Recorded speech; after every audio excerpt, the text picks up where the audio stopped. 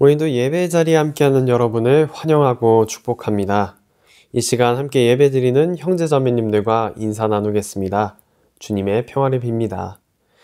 주님의 평화가 주님께 예배드리는 애낙골의 여러분과 함께 하시기를 기도합니다.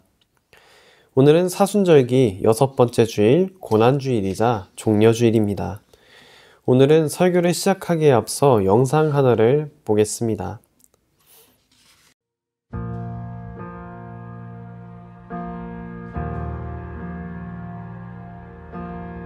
최후의 만찬을 하던 목요일 저녁, 예수님께 남은 시간은 오늘 저녁뿐이었습니다. 이제 곧 사랑하는 사람들과 헤어져야 합니다. 이런 상황에서 나는 사랑하는 이들과 무엇을 할 것인가? 예수님은 자신이 사랑하던 제자들과 음식을 나누고 그들의 발을 씻어주기로 하셨습니다. 왜 하필 씻는 것이었을까? 왜 하필 발이었을까? 메마른 땅 팔레스타인, 샌들의 발은 먼지 투성이었을 것입니다. 덜렁대던 베드로의 발은 다른 사람보다 더 더러웠을지 모릅니다. 베드로의 반응이 이해가 됩니다. 제 발은 절대 씻지 못하십니다. 왠지 지저분하다고 여기는 곳, 발입니다. 자기 발이지만 자신도 잘 보지 않습니다. 남에게는 더더욱 보이지 않습니다. 그런 발을 갑자기 씻어주겠다고 했으니 제자들이 당황하는 것도 당연합니다. 결국 제자들은 있는 그대로 깨끗하지 않은 발을 내밀었습니다. 예수님은 하루를 지내며 먼지투성이가 된 제자들의 고단한 발을 보듬고 씻겼습니다. 처음에는 쑥스럽고 민망했을지 모릅니다. 하지만 예수님의 손길을 따라 전해진 예수의 마음을 읽으며 제자들의 마음도 차츰 변해갔습니다. 유월절 전에 예수께서 자기가 세상을 떠나 아버지께로 돌아가실 때가 이른 줄 아시고 세상에 있는 자기 사람들을 사랑하시되 끝까지 사랑하시니라. 제자들을 끝까지 죽을 때까지 사랑한 예수의 마음은 예수의 손에서 제자들의 발로 온 몸으로 퍼져나갔습니다. 자신들의 발을 있는 그대로 보듬어 잡고 씻겨주는 예수의 손길을 통해 그들은 온전히 받아들여집니다. 예수님께 있는 모습 그대로 받아들여집니다. 지금 그 모습 그대로 괜찮아. 이 받아들여짐을 통해 우리는 예수님이 누구인지 알게 됩니다. 우리에 대한 예수님의 마음을 알게 됩니다. 예수께서 대답하시되 내가 너를 씻어주지 아니하면 내가 나와 상관이 없느니라.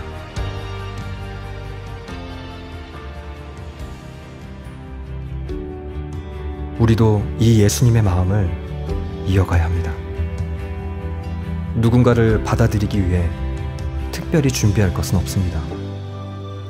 천금 같은 마지막 순간에 예수가 제자들에게 해준 것은 특별한 무엇이 아니라 지극히 평범함이었습니다. 그렇기에 우리 모두는 누군가에게 무엇인가 소중한 것을 언제나 해줄 수 있습니다. 지금 나의 손이 필요한 사람은 누구일까요? 누구의 발을 보듬어 주어야 할까요? 관심과 도움이 절실한 사람들, 이들이 우리가 먼저 다가가야 할 바로 가족입니다. 마음껏 꿈꿀 자유조차 빼앗긴 우리 아이들, 벼랑 끝으로 내몰리고 있는 청년들, 취업, 결혼, 막연한 미래에 대한 두려움, 겉으론 태어난 척 해봐도 속은 바짝 타들어만 갑니다. 어린 자녀들의 앞날만을 생각하는 아버지는 집에서 가장 외로운 사람입니다. 아버지의 눈에 보이지 않는 눈물이 흘러내립니다. 어머니란 이름 때문에 소리내어 울고 싶은 날 참아야 했습니다. 약한 모습 보이기 싫어서. 두 다리 뻗고 주저앉고 싶을 때도 있었습니다. 그때 이를 악물었습니다. 엄마니까.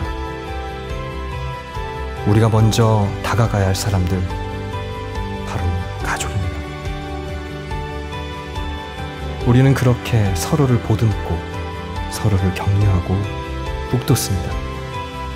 절망을 딛고 희망으로 함께 살아납니다. 생애 마지막 저녁, 제자들과 함께 음식을 나누고 그들의 발을 씻겨주셨던 예수의 속마음, 예수의 발 씻김을 통해 우리에게 전해주신 그 당부, 힘들 때, 도대체 더 이상 갈 곳이 없다고 느낄 때 기억해야 합니다. 서로에게 힘이 되고 쉴 곳이 되어주자. 그것만이 예수께서 제자들의 발을 씻어주신 마음을 우리 삶에서 다시 살아내는 길입니다. 그때 칠흑 같은 어둠 속 죽음을 뚫고 나온 그 생명의 피, 그 부활이 우리를 비춰줄 것입니다.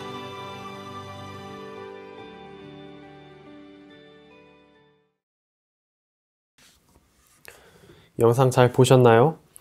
주님께서 제자들과 함께 식탁을 나누시고 제자들의 발을 씻어 보듬어 주시는 모습을 샌드아트 영상을 통해 함께 살펴봤습니다.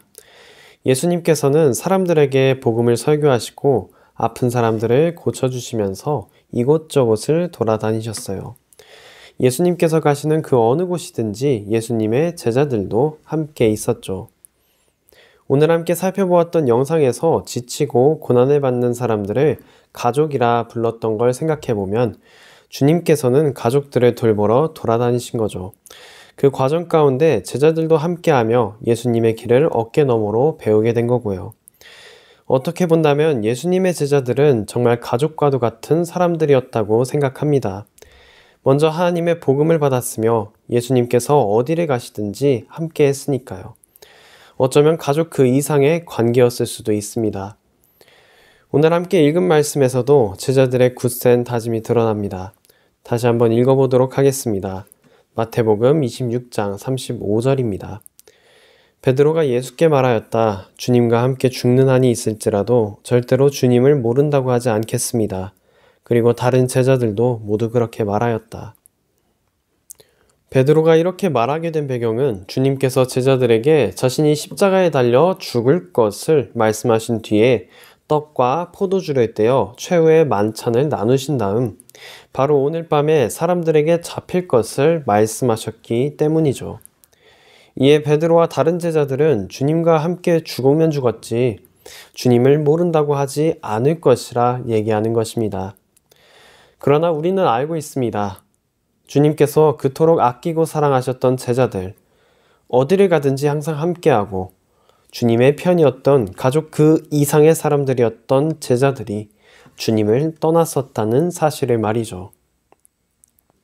더구나 예수님의 제자 가룟 유다는 예수님을 죽이려는 사람들에게 돈을 받고 예수님을 넘겼죠.